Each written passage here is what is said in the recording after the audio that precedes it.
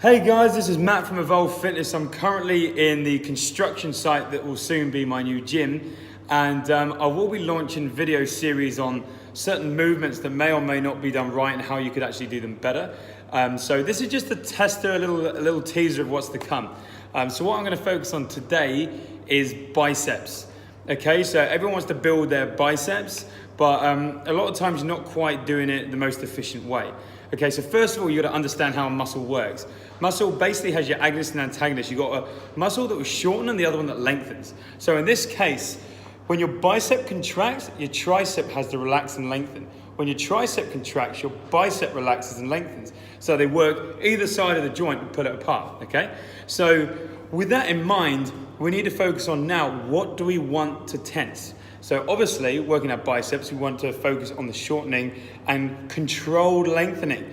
Because if we pick a muscle up, if we pick a weight up and then just let it drop, we're not holding the intensity on there. So if you want like a hypertrophic response from your muscle, which is basically to grow it, you really want to be around 40 to 60 seconds of constant tension. Now this is a key point, overweight. Weight is not as important as the intensity on the muscle. Okay, so let's go through a few things. We'll go first, say we've got a bar. So we're about to do barbell curls. Got my trusty little stick here. So you want your hands neutral, because if you go too far out, obviously not directly hitting what you want to hit. If you go too far in, then your joints aren't at that natural movement. This is a hinge joint. So it should be opening and closing that one-dimensional movement, okay? So you want to go a nice neutral grip where you got straight up and down, okay? Once you have this, now start by tensing the muscle, okay? So most people will do this. Bring it up, and you see this in the gym, right? And sometimes you see some of this. Well, we've got to think, if we want constant tension, no relaxing, if we're here, we're relaxing. If we're here, we're relaxing. So for that time, we need constant tension, right? So what we do, shoulder blades down and back to lock into that position and lock your core, okay? You don't want your body moving around. You need a stable base, good foundation, okay? You move your arms forward to the point where now my bicep has tension there because I'm not just hanging, okay? So shoulder blades down and back, lock your core, arms forward until the point where your bicep already takes the tension. Now consciously flex that bicep, okay? Now the next point, this is your start and stop position. You will not go down to here because that's rest, okay? So from this position here, your arm's still completely lengthened, so you've got still full range of motion, but you keep that constant tension. Now when you come up, this is the next problem. Up here, the weight load's dropping down your skeletal system. Now you can hold this all day, right? What happens when people get knackered? They hold it here or they hold it there because you're resting. Okay, so we need to eliminate this part because from here to here is useless. You're resting. You're resting here, resting there. So eliminated this one, shoulder blades down and back, locked. As we come up to the point where the weight's gonna start shifting on the bones, you rotate your upper body slightly forward. Ever so slightly here, the tension is still on the bicep at the upper part of the movement, okay? So as you slowly come down, you upright your body, slow, slow, slow, keeping your arms out in front, all bicep movement, okay? Now you contract slowly, you come up, you rotate forward ever so slightly, you haven't rested the top. Complete tension throughout the whole range of motion, okay? So that is so important. The next important part is, I think, a 4-0-1-0. So 4 seconds down, 0 pause, straight up, just reverse the movement, and you come up slightly faster because it's white muscle fibers we're trying to hit, which your anaerobic fibers, they're fast twitch. So you want to bring it up, but you don't explode so hard that you bring in other muscles. You don't want that. You want to put your muscle at a mechanical disadvantage. So you want to inefficiently move the weight to make the muscle do all the work.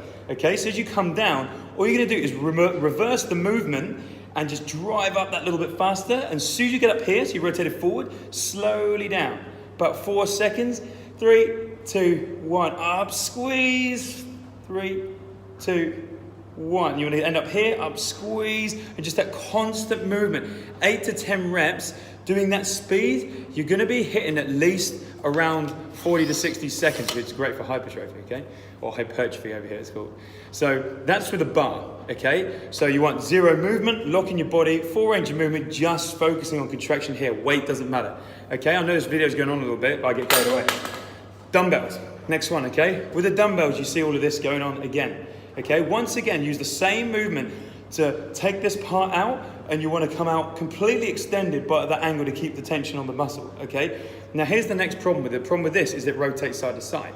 Now the great part about a bicep is the bicep will affect the opening and closing of this joint, but also the rotation. You see, as I rotate my hand, my bicep automatically starts to flex. So it moves the supination of your hand, okay? So with that in mind, to contract your bicep more, you do it in a supinated position. You see that? I'm not tensing my biceps. See, that's tensing it. This is just moving my hand around, okay? So I want my little finger to be rotating this way, okay? So as I get the dumbbell, I want to rotate my little finger over as physically possible, gets more intense on the biceps. See here, relaxed, start in that position, rotate around and get automatic more contraction, okay? So I come up, squeeze, slowly down, focusing on the speed, contraction, and little finger rotating, okay?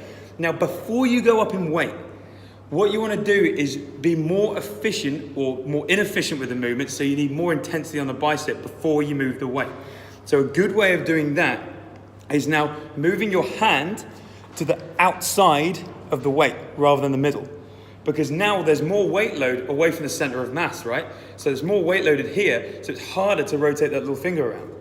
So now when you do that same movement, squeezing up, slowly down, focusing on rotating over, and you're closest to here, it's harder again. You need to figure out what is your goal.